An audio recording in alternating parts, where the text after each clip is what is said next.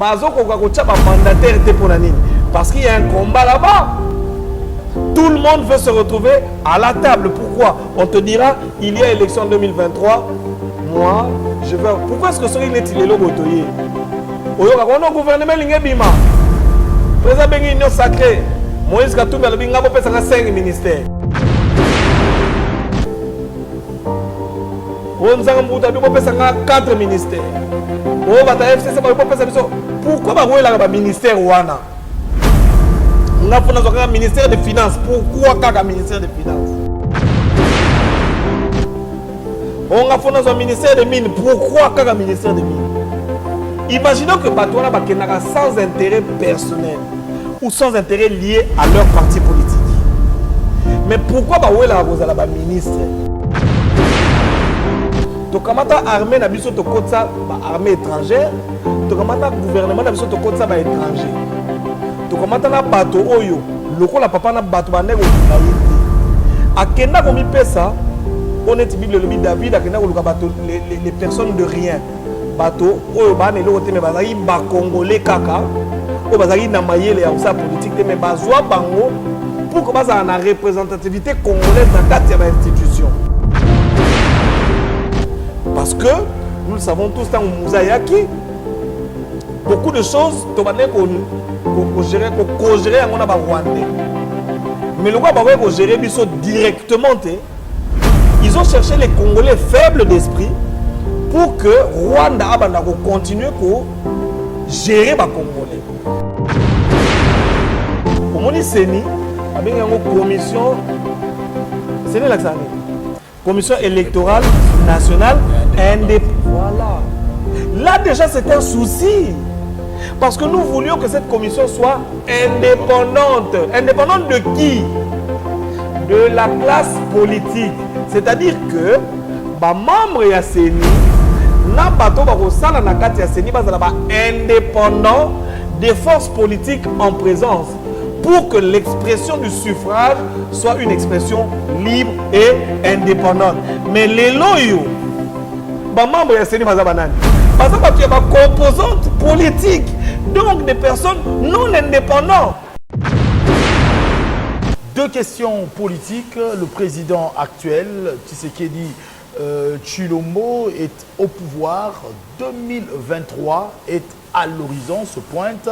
On en parle et puis récemment, le président de la République a eu à convoquer comme cela les membres de la CENI et les deux chambres autour de lui pour analyser à ce que les élections puissent se tenir dans le délai. Maïs Tchibangu, autrefois candidat, député, vous avez l'œil sur la politique. À l'heure où nous sommes, est-ce qu'on peut estimer que les élections présidentielles en vue peuvent se tenir dans le délai?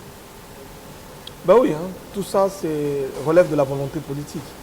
Je pense que si les membres du gouvernement ainsi que le chef de l'État veulent organiser les élections auront bel et bien lieu. Qu'à cela ne s'en tienne, il y a beaucoup de problèmes à relever. Ça, nous en parlions déjà même à l'époque de l'autre là. Il y a identification de la population, ça n'a toujours pas été fait. Évidemment, s'ils veulent organiser les élections, ils là. Donc, les élections organisées toujours n'a pas même faille.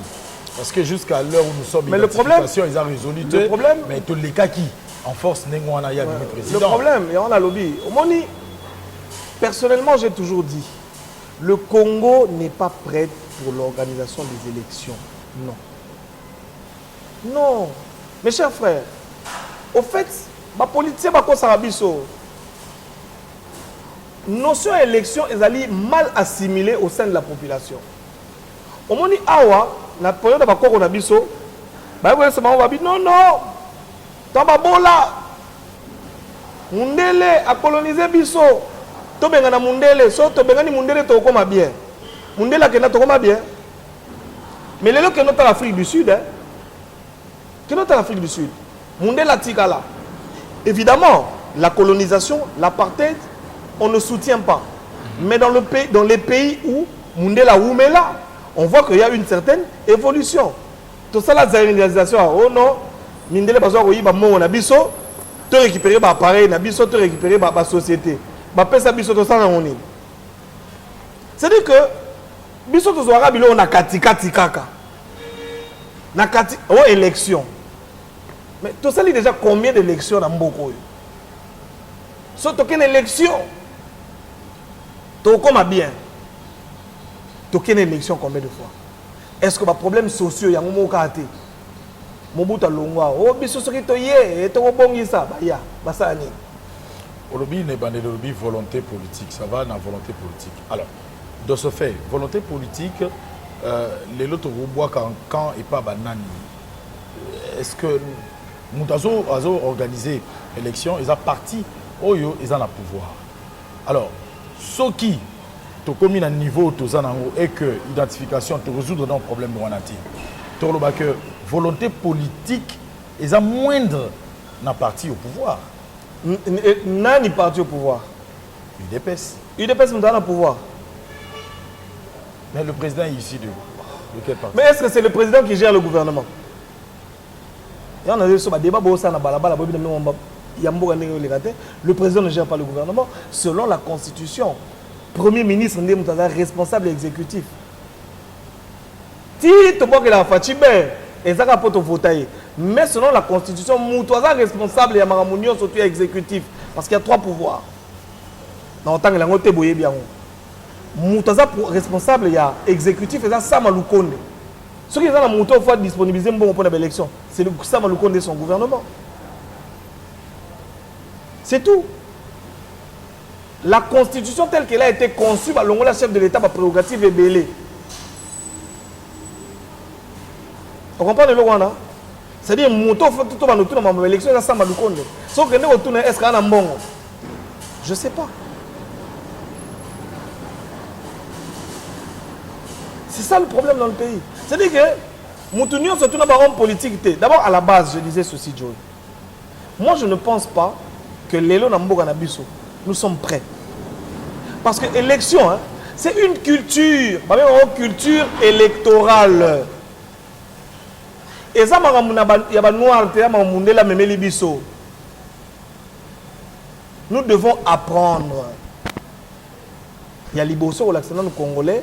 Élection et la question nini élection élection kaka kopona mapona mais c'est tout.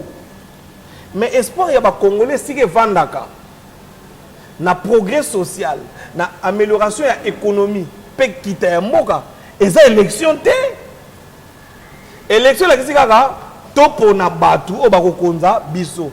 Nous le faisons par délégation de pouvoir, c'est-à-dire les loyaux, le système démocratique, je répète. La démocratie est un système politique dont le pouvoir émane du peuple. Ça veut dire système politique où le pouvoir est où le peuple. Peuple a pour si pouvoir pour que bango ba konzaye. Yango wana démocratie. Ce que bato bozo konza. Bango ne ce que faut ba melabino développement wana obino boza nango besoin. Mais ce que biso to ponaka banani.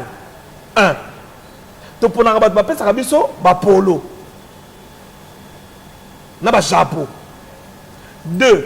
To ponaka bato mboka na biso parce que à la base ce qu'on a dit histoire il y a ba parti politique na mboka na biso tant monde nazo kende congolais yekoli nanu politique ité et loko tozaka nango za ba regroupement culturel neti ya Bako alliance de Bakongo Aliba alliance de Bangal bango wana nde monde la ba le kola ce sont les seules structures plus ou moins organisées existantes nde ba komisa yango ba parti politique.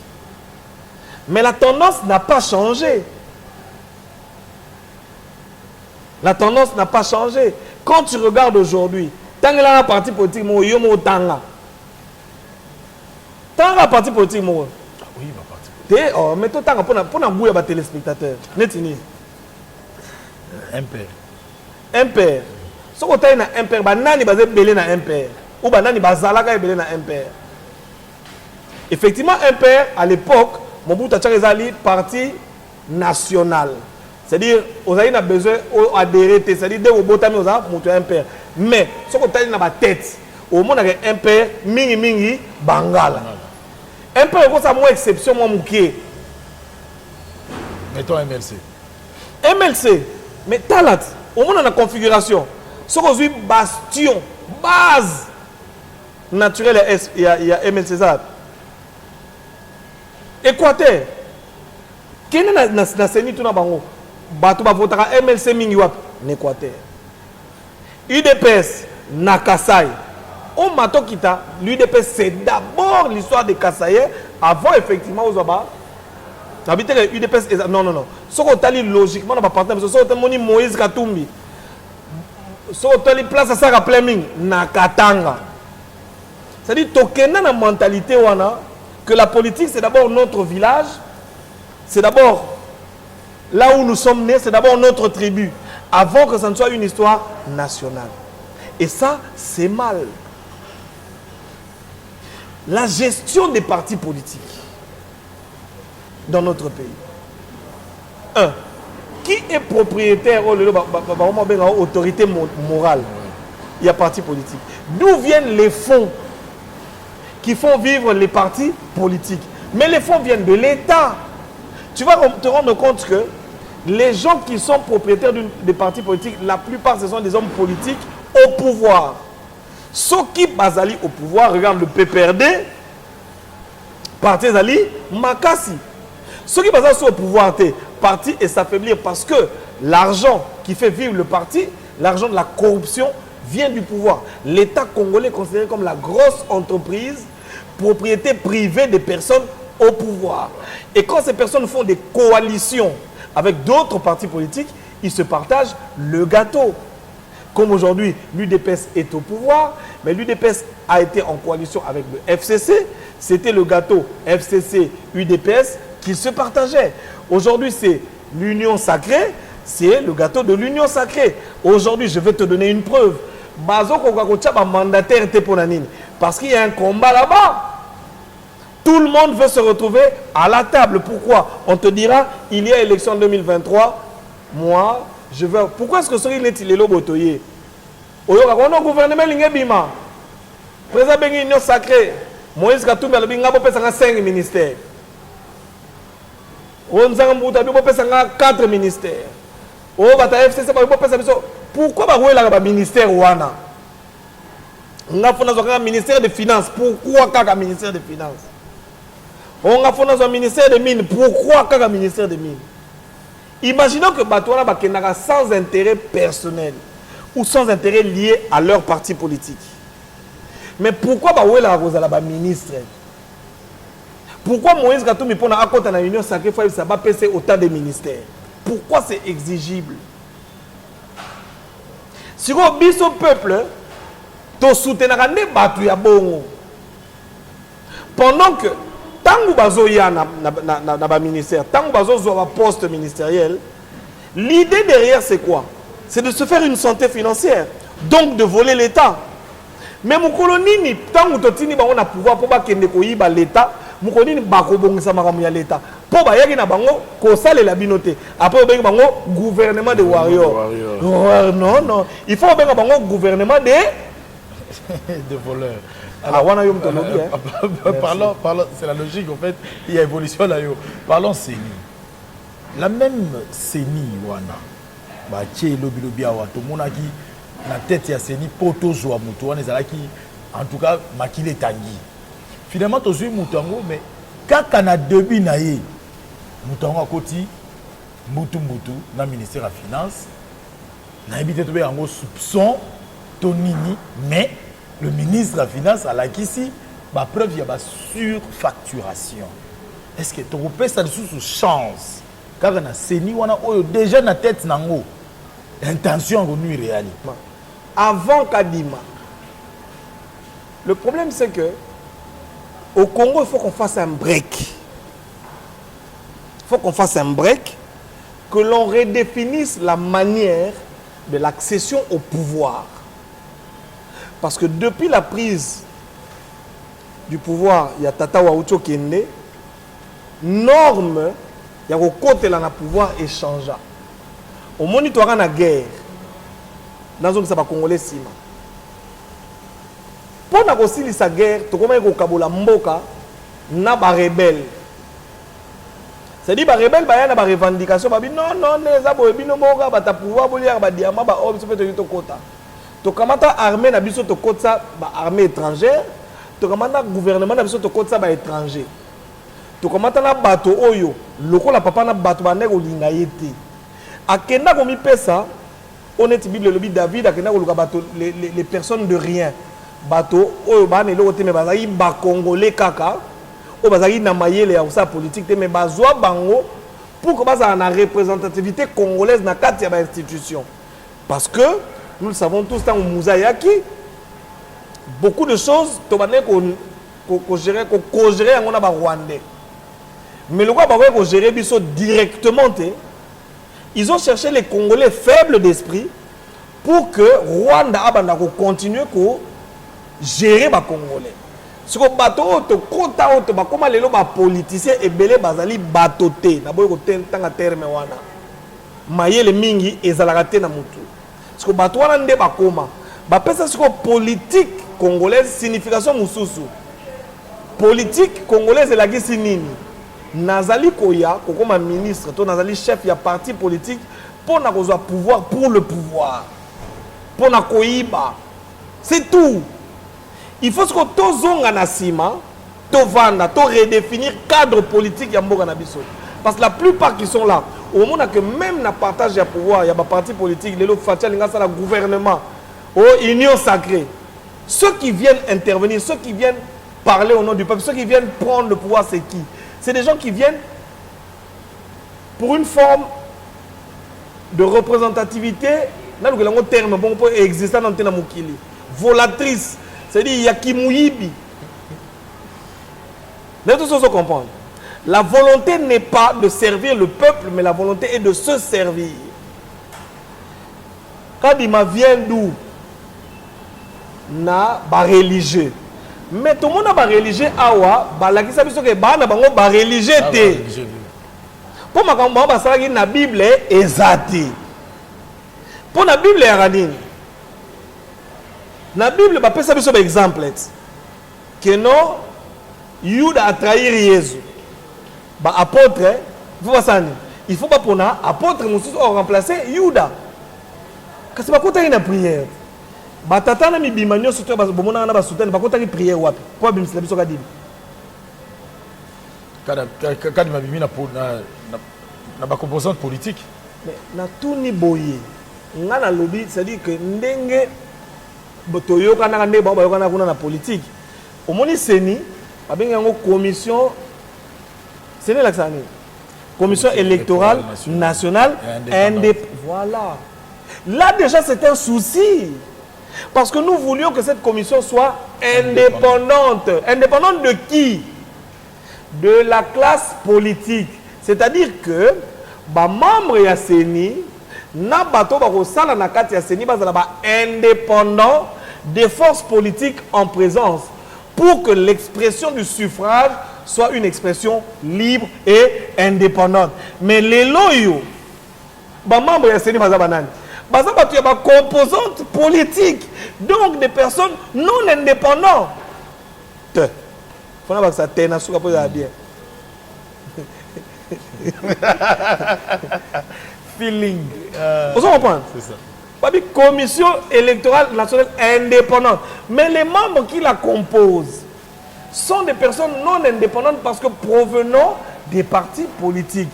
Si vous avez bon, président Nango, Azala moto bato nanzambe baponi parce que bango bazali censé être l'église au milieu du village. Bazali bakambi ya bato poso ke l'église kimbangiste moto nyonso akotaka.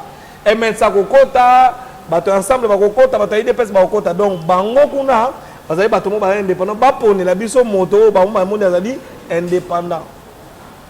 Tango bake kuna catholique ayena mutu na ye oyo alingi ke mutu na sanini aleka.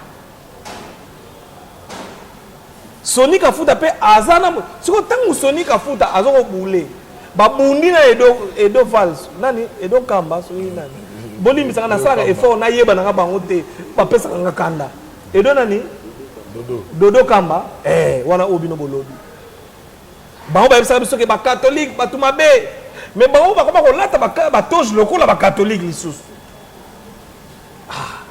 Mais moi non surtout. On sait qui hein? Mais c'est des choses fondamentales. Est-ce que ces personnes sont réellement indépendantes? Est-ce que basant sur l'influence morotée, il y a la politique? Est-ce que basant sur Kanye Kate? Mais est-ce que tout le monde a dit que Fatia Kaboli Kaboli Jeep? Mais quand la sang va aller sur une minute mutu mo boye, le la bino boka na bino na Fatia tu sera Kaboli bino Jeep faut boyat. Mais bango bazozwa. Et puis bazo la sabiso. C'est quand on Fatia pression Jeep aux huit. Après, en cette année nouvelle 2022, mesdames et messieurs, nous vous présentons notre nouveau partenaire que nous appelons le groupe Moriloubi. Le groupe Moriloubi est spécialisé dans le multiservice, entre autres les formations, le cleaning, le brandage de véhicules, comme vous êtes en train de le voir ici, dans les ports-exports, le transport, de la vente de véhicules, la location de véhicules, mais n'oubliez pas, pour tout ce qui est de gardiennage et de sécurité, il faut penser comme cela au groupe Moriloubi. Moriloubi vient d'ouvrir de nouveaux bureaux à Bruxelles et en Turquie. Nous ne sommes pas, Moriloubi n'est seulement pas en RDC, n'est seulement pas à Kinshasa, mais Moriloubi a étendu comme cela son champ. Il est présentement en Belgique, aussi en Turquie. C'est un partenaire avec qui nous allons cheminer en cette année nouvelle 2022 et nous comptons que vous tous qui adhérez à notre chaîne puissiez penser comme cela à Moriloubi. Vous êtes à l'étranger, vous venez à Kinshasa, vous avez besoin de location de véhicules, pensez à Moriloubi. Vous avez besoin d'un gardiennage, vous avez besoin de la sécurité de qualité, pensez à Moriloubi. Vous voulez procéder au nettoyage de vos immeubles, de vos maisons, pensez à Moriloubi. Le fret aérien, le fret maritime en sécurité, pensez donc à Moriloubi. Meilleurs vœux donc à tous les clients de Moriloubi et nous ouvrons notre champ à d'autres partenaires pour cette année nouvelle. Nous vous attendons. Une seule adresse, le numéro qui est affiché sur le bas de vos postes téléviseurs. Vous nous appelez et nous allons bien sûr vous associer à cette campagne de publicité et nous allons cheminer ensemble. Choisissez Joe Star Télévision, Joe Star officiel, choisissez Moriloubi, c'est la solution par excellence.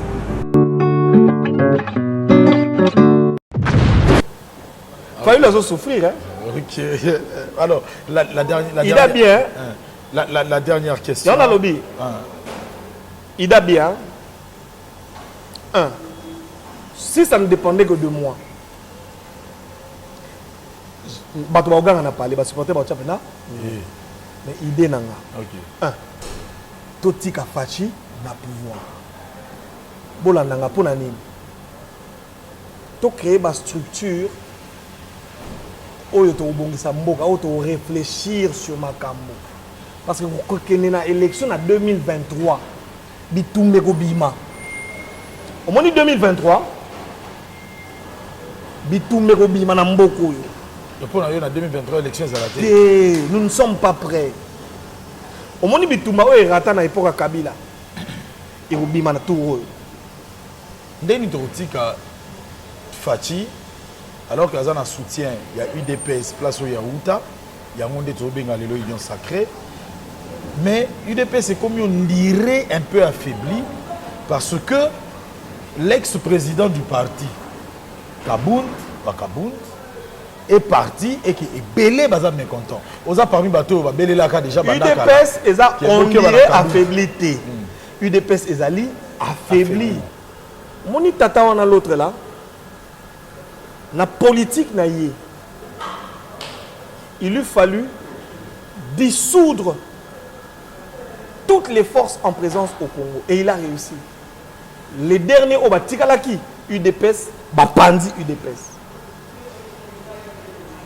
Affaibli ça, Palou, Palou Koufa, Palou Koufa. MPR Koufa. MLC même. MLC. Na yebite ya Jean-Pierre so kota kenaki na eso ba tuba etonga e na yebite bantoka bata MNC bosa makasi to tuna na e lo ni ba lesa ya Jean-Pierre MLC. Botangela parti, c'est-à-dire Botangela, c'est-à-dire Mobutu dans toute sa puissance. On a UDPS, on a Palou, et ma parti sur les gangi boyoki. Lelo tangela parti ni ne au téléma lelo. Aucun parti politique ne peut se prévaloir na mboka na biso na minute ba bageno baza grand parti l'autre foufou. La politique, il y a Batouana en face. C'est-à-dire que bah si ici ba parti politique na mboka. Toke na musika. Bah si ici bato mongo na mboka. Qui peut aujourd'hui tout à tout là yé azana mbongo na Congo. Congo tona ba indien, tona ba indo-pakistanais, tona ba chinois ba na mbongo. Aucun Congolais riche. Mais à l'époque de Mobutu, tu as qui sombe. Ba Kombo bino mo boyebi. Ba Kansebo. Lelo otanga Congolais ni na mbongo na mboka. Lelo. Qui? Il n'y en a pas. Tokene Musika. Nous avions des artistes forts. Jiba au téléma stade, Ouera stade plein. Le artiste nini ya makasi yo yebi akokanga nani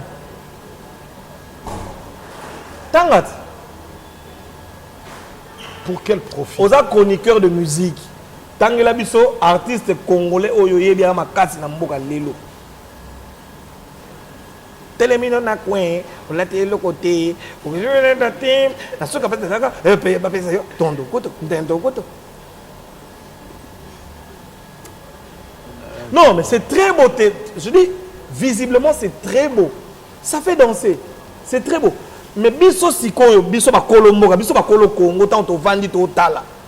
Est-ce que moi, on a un côté de match pénal libéré dans stade Tondi? Mon ami Fali, est-ce que Fali a côté libéré dans stade Tondi? Mon frère Ferré, est-ce que Ferré peut se lever aujourd'hui à libéré dans stade de Martin, stade Tondi? On nous a affaiblis. Les pasteurs. To côté Koutino Ntsokiawa Koutino Romi Boy Tangelanga pasteur nini lelo ogi no sa stade Denis Les Aromi le pétage Tangelanga c'est-à-dire que toutes les forces sociales ne tobenga en français sont anéanties. Pour quelle fin? Mais évidemment nous sommes divisés. Aujourd'hui, Moto Oyo a porté d'abord le porteur d'image congolais n'existe plus. Biso ba journaliste,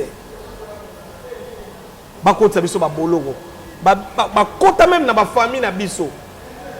Koloba makambo bino boyebi pour na ko affaiblir. Nous sommes affaiblis. Quel est le journaliste aujourd'hui au télémagazine, un journaliste congolais n'a un impact?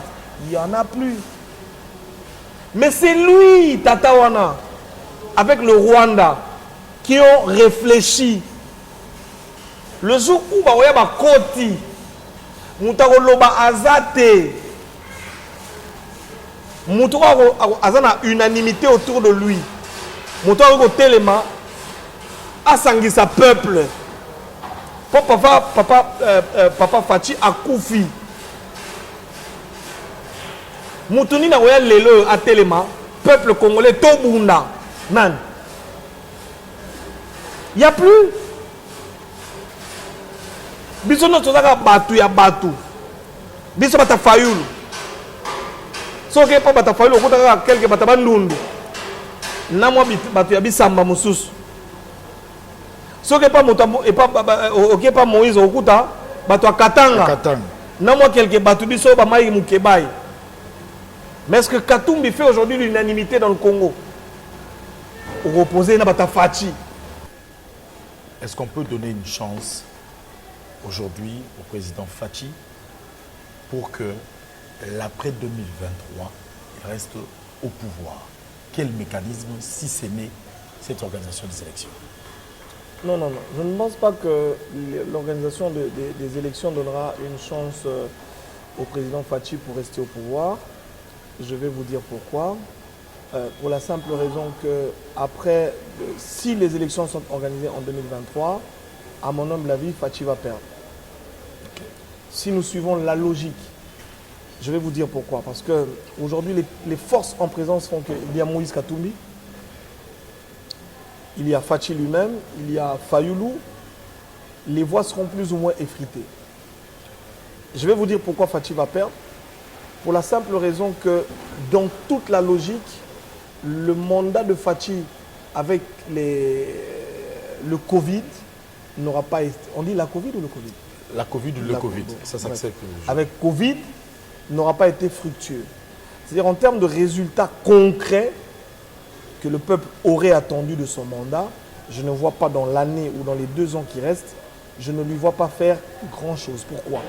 Il y a eu déjà quelque chose qu'il aurait reconnu, qu'il a reconnu lui-même, sa coalition avec le FCC. Le FCC qui lui a bouffé, je pense, 1 ou 2 années de son mandat. Il y a la nouvelle coalition qui se fait avec l'Union Sacrée qui est en train de lui bouffer les 2 années aussi.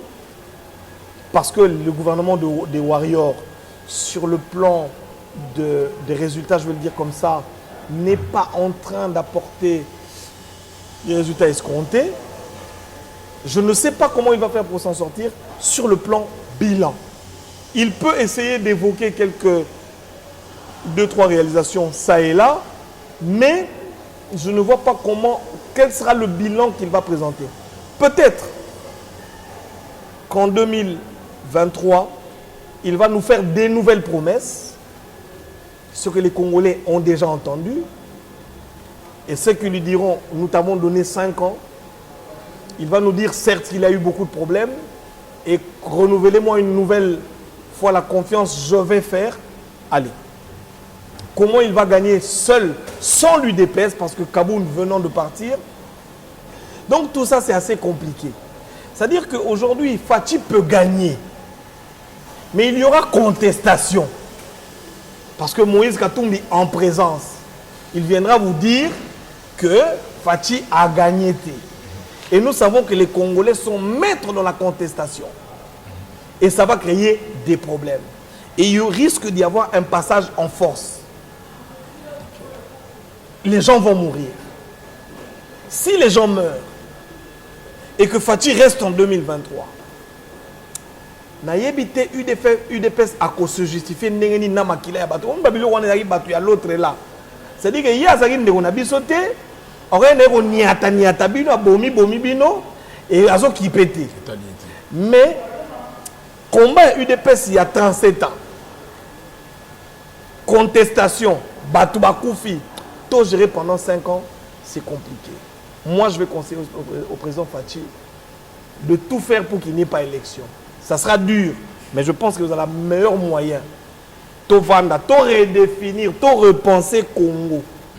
De repenser une norme électorale. Parce qu'il y a un côté.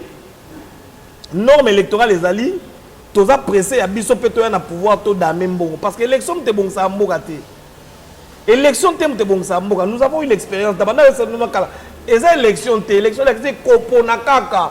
Soit tu kopona Fachi, soit tu kopona Moïse, soit tu kopona Oscar Kachalamo il y a 2023 il y a Bimipe à côté de calcul mystique. Mais il y a un autre peuple azoluka. Peuple azoluka amélioration à vécu quotidien naïe. Amélioration à vécu quotidien 1.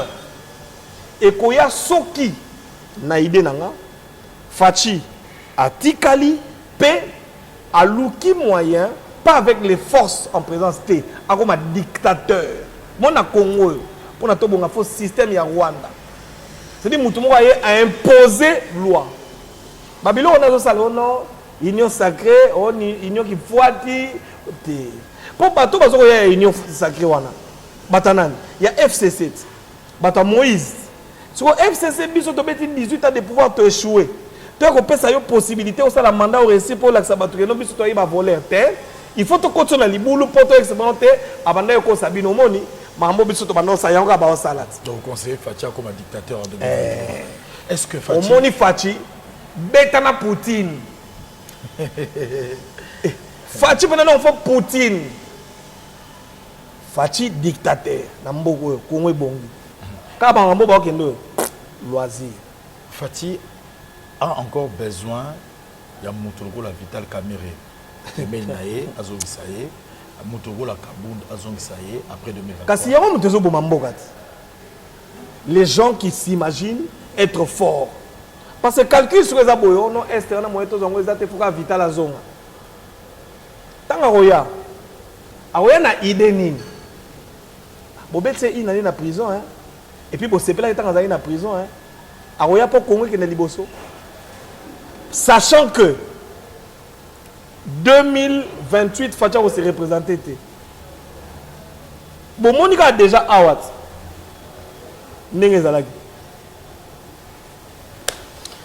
Maïsi Bangou, nous sommes arrivés à la fin. Est-ce que 2023, tu osé la gueule sous ce poteau pour Nayo? Oui, on a un peu découragé au sein de l'élection. Il faut qu'il y ait une élection. Il faut que il y ait une élection. Il faut que il y ait une élection. Bongo token dans l'élection. On to ça les aventure. Mais aux on a bon té. So il a boy dans la ngate. D'abord nous même ça va mbongo. Ah papa, ba élection les mbongo belé. Ce qu'on est biso boto yi baraté. Il basuka la Congolais. Il basuka peuple congolais tout ça là ba effort. To senga fachi. Abunda ke 2023 élection ezalaté. To vanda to banda kokanisa Congo o to linyango ezala ndenge nini pe ozala bongo, c'est-à-dire to définir nanu ndenge nini to lingi Congo ezala. Après to définir ndenge nini to osala Congo ezala. Au moins le basuka na ndenge. Nous ne le sommes pas leurrés. Au moins un projet de société. Tous un projet de société à Fayoul. Projet de société à Moïse Gatoum. Projet de société à Fachi. Et ça, on a un logo, en français, copier, coller.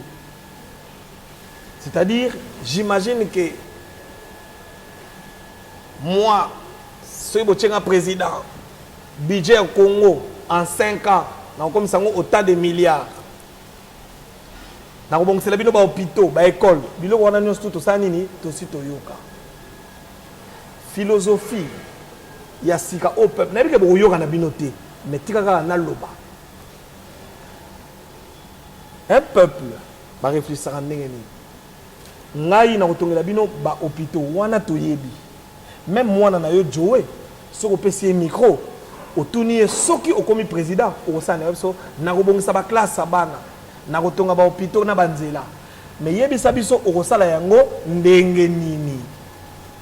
C'est ça le problème. Nos politiciens doivent venir avec un nouveau style. Nous dire, je compte faire ça. Mais comment? Ce qui a manqué à l'UDPS, le comment. La volonté y était peut-être. La manière de faire a manqué. Parce que n'ayant pas eu à gérer, donc on ne savait pas comment les choses se passaient quand on était au pouvoir. C'était beau de critiquer Kabila. Mais ce que Kabila vivait étant président, on ne l'avait pas, on ne le savait pas. C'est quand Fachi eut pris le pouvoir qu'il comprit. Mais maintenant, entre la promesse et la réalisation, il y a un chemin à faire. Et c'est le chemin-là, difficile avec les forces négatives en présence, et compliqué ma solo. Merci, merci Bango. Mesdames, mesdemoiselles et messieurs, très chers internautes, téléspectateurs, merci de nous avoir suivis à travers ce 1e numéro, bien sûr, de surprise. Prochain rendez-vous, vous le savez très bien, attendez et restez branchés. Nous disons merci à Washi qui était derrière la caméra. Darby nous a aidés, ainsi que celui que j'appelle Luka Boué, merci aussi à toi. Merci à notre partenaire Mori Loubi, Pepe Mbongo Maboko Bank. Vous qui voulez avoir des gardiens pour votre sécurité, pensez à Mori Loubi. Nous nous retrouvons prochainement et nous vous demandons encore de vous abonner massivement sur notre chaîne et partager. Restons fidèles pour un Congo uni 2023, attendons voir les choses. En cette année nouvelle 2022, mesdames et messieurs, nous vous présentons notre nouveau partenaire que nous appelons le groupe Mori Loubi. Le groupe Mori Loubi est spécialisé dans le multiservice, entre autres les formations, le cleaning, le brandage de véhicules comme vous êtes en train de le voir ici, dans les ports-exports, le transport, la vente de véhicules, la location de véhicules, mais n'oubliez pas, pour tout ce qui est de gardiennage et de sécurité, il faut penser comme cela au groupe Moriloubi. Moriloubi vient d'ouvrir de nouveaux bureaux à Bruxelles et en Turquie. Nous ne sommes pas, Moriloubi n'est seulement pas en RDC, n'est seulement pas à Kinshasa, mais Moriloubi a étendu comme cela son champ. Il est présentement en Belgique, aussi en Turquie. C'est un partenaire avec qui nous allons cheminer en cette année nouvelle 2022 et nous comptons que vous tous qui adhérez à notre chaîne puissiez penser comme cela à Moriloubi. Vous êtes à l'étranger, vous venez à Kinshasa, vous avez besoin de location de véhicules, pensez à Moriloubi. Vous avez besoin d'un gardiennage, vous avez besoin de la sécurité de qualité, pensez à Moriloubi. Vous voulez procéder au nettoyage de vos immeubles, de vos maisons, pensez à Moriloubi. Le fret aérien, le fret maritime en sécurité, pensez donc à Moriloubi. Meilleurs vœux donc à tous les clients de Moriloubi et nous ouvrons notre champ à d'autres partenaires pour cette année nouvelle. Nous vous attendons. Une seule adresse, le numéro qui est affiché sur le bas de vos postes téléviseurs. Vous nous appelez et nous allons bien sûr vous associer à cette campagne de publicité et nous allons cheminer ensemble. Choisissez Joe Star Télévision, Joe Star officiel, choisissez Moriloubi, c'est la solution par excellence.